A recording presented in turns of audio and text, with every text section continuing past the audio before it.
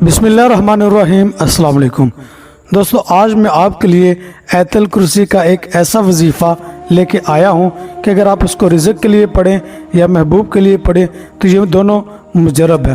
آغاز آپ نے سب سے پہلے آیت الکرسی کو اس طرح پڑھنا ہے کہ ہر وقف پر ایک انگلی بند کریں، سیدھے ہاتھ کی چھنگلیاں سے شروع کریں، یعنی جس کو چیچی کہتے ہیں وہاں سے سٹارٹ کریں اور الٹے ہاتھ کے انگوٹھے پر ختم ہو۔ جب 200 انگلیاں بند ہو جائے تو تین بار سورہ علم نشرہ اور سورہ اخلاص اور پھر درود شریف پڑھ کر آسمان کی طرف دم کرے۔ بعد سورہ فاتحہ اس طرح پڑھے کہ تسمیہ کی میم لام الحمد میں ملائے، اور جب آمین کہے تو ایک انگلی کھول دے۔ یوں ہی 10 بار پڑھے، ہر بار ایک انگلی کھولتا جائے۔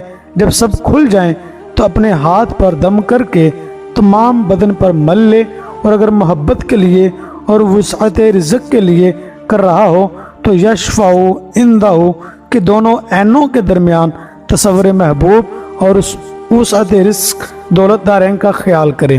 دوستو، یہی بہت ہی مجرب کامیاب عمل ہے۔